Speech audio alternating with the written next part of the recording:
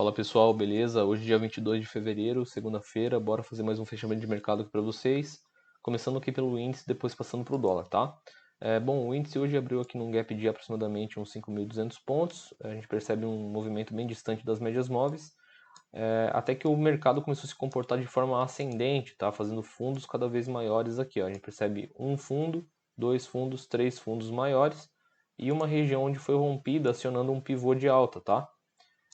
O mercado, além de acionar o pivô de alta, acionou aqui uma barra ignorada, que foi nesse candle aqui, com ancoragem da VWAP e com o candle de ignição. Essa mesma estrutura foi feita também no gráfico de 2 minutos. O gráfico de 2 minutos geraria um stop mais curto, de aproximadamente uns 170 pontos, para um alvo projetado de uns 750, gerando aí uma oportunidade, né, de compra de mais ou menos aí 5-1 de risco-retorno positivo. Então quem trabalha com FIBO, era só pegar essa projeção, estender uma, duas vezes aqui, tá? O mercado entrou aqui nessa região da 9, cravou alvo e ao mesmo tempo inverteu o fluxo com bastante força, voltando a cair, tá? Se a gente pega essa LTA estendida, a gente percebe que o mercado teve força para romper ela e também para romper essa região de trava, tá? Se a gente estender aqui, a gente percebe que essa região de trava aqui gerou uma pressão nessa região, onde acabou fazendo troca de polaridade. Porque o mercado, quando rompeu, ele voltou a testar, testou a 9, testou a VWAP, testou essa região e voltou a cair. E antes de ele cair, ele fez um pullback até a média de 9 e depois rompeu. Quando ele rompeu esse fundo, ele acionou um pivô de baixa, tá? Que basicamente seria assim, tá? Ele deixou esse fundo, a partir do momento que rompeu esse fundo, ele acionou a continuidade do movimento. Então quem trabalha com FIBO, era só pegar esse topo, esse fundo aqui e projetar para baixo, beleza? O mercado acabou cravando aqui. Inclusive eu fiz uma venda aqui nessa região pelo 2 minutos, tá? O mercado chegou a evoluir aí 920 pontos ao meu favor. Quando ele retornou para a média de 9 e sinalizou a continuidade do movimento, eu piramidei posição, ou seja, eu aumentei minha posição, né? Aí eu acabei protegendo meu trade, o mercado pivotou para cima e aí eu acabei saindo com um pequeno gain, tá?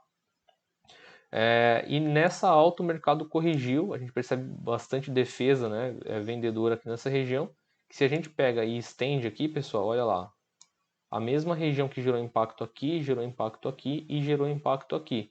Em confluência com isso, se a gente pega essa mínima até esse topo, a gente percebe que essa região aqui é a região de 61,8 da retração, que eu sempre comento com vocês nos vídeos, né?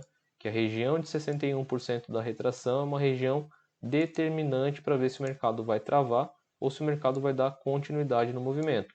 Nesse caso, o mercado travou e sinalizou, até então, previamente, uma continuidade na queda.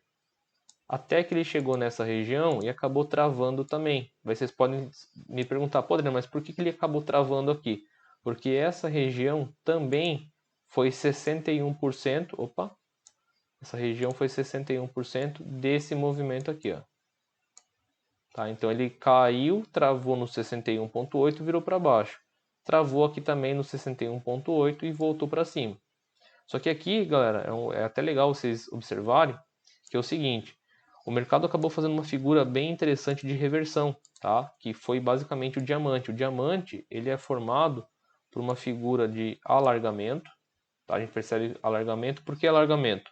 Porque o mercado ele se comporta de forma assim, ó. Ele tem a mínima aqui, aí ele vai lá e rompe a máxima. Aí volta e perde a mínima. Aí vai lá e rompe a máxima de novo. Aí volta e perde a mínima. Então o mercado começa a fazer movimentos alargados, né? E depois que o mercado faz um movimento alargado, o mercado faz o quê? O mercado faz um movimento de triângulo. Triângulo e afunila, né? Deixa eu pegar aqui a borracha para passar aqui, ó, para vocês verem melhor. Então o que o mercado fez? O mercado fez inicialmente um movimento alargando e depois afunilando. Por que afunilando? Porque depois que ele fez esse movimento aqui, ele começou a estreitar os movimentos. Vamos lá, começou a estreitar os movimentos. Beleza? Aí aqui, nesse candle, ele acabou acionando o diamante. O diamante é uma figura de reversão, onde ele reverte o movimento primário. O movimento primário foi de queda através do gap, sinalizando continuidade do movimento para cima. Tá? Então esse candle aqui gerou uma oportunidade de compra. Infelizmente eu estava em horário de almoço, tinha saído, acabei não pegando. Quando eu voltei do almoço, basicamente aqui o mercado estava nessa região. Eu já tinha ficado de fora aí do trade, então optei por realmente não fazer nada, tá? Então, um diamante, quando aparecer, é uma figura de reversão do movimento primário. Então, fiquem bem atentos, tá? É um movimento bem interessante. Então, quem trabalhou nesse formato aqui do diamante, também poderia trabalhar aqui com as caixinhas, né? Que eu sempre brinco, que são os alvos de FIBO projetados.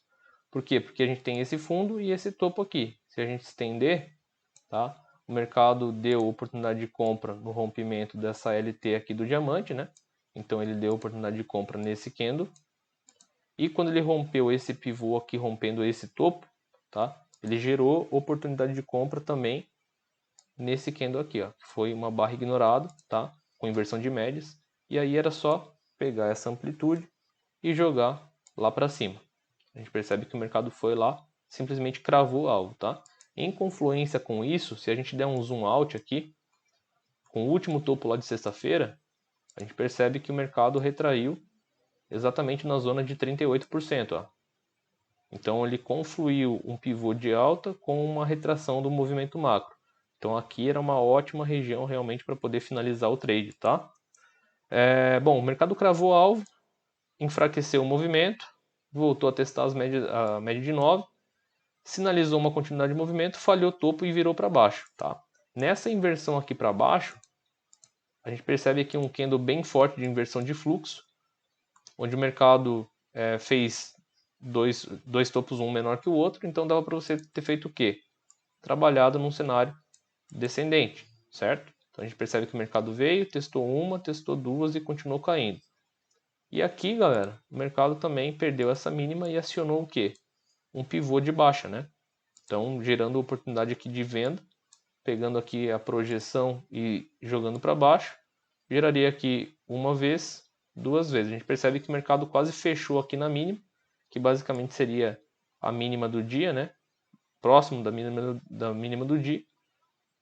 Faltou bem pouco e provavelmente amanhã vai acabar encostando aqui ou até mesmo superando essa região, tá? Então, essas foram as oportunidades que basicamente eu vi aí hoje no índice. Falando do dólar, tá? O dólar foi bem interessante no começo da manhã, ele trabalhou num range, a gente percebe que o dólar aqui, tá? O que que o dólar fez? O dólar ele fez um topo, dois topos, três topos, um fundo, dois fundos, tá? Então isso daqui gerou basicamente o quê? Gerou um range, né? Ah, Adriano, mas esse candle aqui do Banco Central violou, mas voltou. Então eu estou considerando esses dois ranges como os ranges principais e depois a gente pode trabalhar aqui num range secundário, tá? Pegando basicamente isso daqui e projetando para baixo. Beleza? Então vamos trabalhar primeiramente aqui, ó, nesse range. Aqui não tinha o que fazer, o dólar estava extremamente lateral, beleza? A partir do momento que o dólar rompeu esse range, aqui a gente já pode trabalhar com os alvos projetados das caixinhas, né? Que eu sempre brinco com o pessoal. Então aqui estaria uma e aqui estaria a outra, né? Onde o mercado simplesmente veio cravar o alvo aqui embaixo. Então o dólar trabalhou num cenário de queda que foi uma intervenção do Banco Central, voltou para as médias, não teve força de subir, voltou a cair de novo. Aqui, ao meu ver, geraria uma possibilidade de entrada, né? Quando ele perdeu essa mínima também, só que por conta da média de 50, é um comportamento natural do mercado que quando bate na média de 50, ele volta a testar as médias menores. Então esse trade aqui foi um trade de correção, a gente percebe que deixou um candle aqui vendedor. Quem trabalha com FIBO, pega essa mínima até esse topo, percebe que o mercado simplesmente também travou aqui na região de 61.8. Bateu no 61.8, virou para baixo, fechou no 38%, gerando uma boa oportunidade de entrada com um risco-retorno bem interessante, tá? Então aqui gerou uma oportunidade, ou até mesmo aqui, o mercado veio para baixo e a partir do momento que o mercado perdeu essa mínima, tá, pessoal? Ele gerou aqui, ele acionou o pivô de baixo. Então quem trabalha com FIBO poderia pegar essa amplitude e projetar para baixo, tá? Geraria algo mais ou menos aqui nessa região, que foi uma região confluente, tá? Com a região do fundo, beleza? Em confluência com isso também, quem trabalha num cenário mais macro, pega o topo do dia com o fundo lá de sexta-feira, vocês iam perceber que o mercado retraiu também, tá? Numa zona de 61,8% da retração, que foi exatamente aqui, tá? Olha lá. Então, todos os cenários, né, de retração, de projeção, de espelhamento, estavam direcionando o dólar mais ou menos para essa região. Tanto é que o dólar bateu nessa região, fez um fundo duplo e voltou a subir, tá? Então, nesse cenário aqui, deixa eu apagar para não ficar muito confuso. Nesse cenário aqui, a gente percebe também esse cenário de projeção, tá? Esse range aqui de projeção. Deixa eu até mudar de cor para vocês entenderem um pouquinho melhor. Então, quando rompeu ali, também daria para trabalhar nesse cenário. Seria um cenário um pouco mais conservador, com alvo um pouquinho mais curto, mas também daria certo, tá? Então, o mercado gerou oportunidade de venda nessa região aqui. Gerou oportunidade de venda nesse cenário aqui, quando ele perdeu a mínima anterior. E, ao meu ver, ele gerou oportunidade de venda nesse cenário aqui, com ancoragem também da média de 9 períodos, tá? Buscando aqui o alvo da caixinha. Então, esses foram os 4 movimentos direcionais aí que eu vi, tá? Eu até operei dólar hoje, acabei pegando aqui alguns pontinhos dessa entrada até essa saída, tá? Eu fui mais conservador. Tô voltando a operar dólar aos poucos, porque é algo que eu estava um pouco afastado, mas estou voltando devagarzinho para pegar a manha aí de novo dele e poder voltar a fazer boletas interessantes, beleza? Então essa foi minha visão de hoje, espero que vocês tenham gostado. Vamos para cima e é game, porra!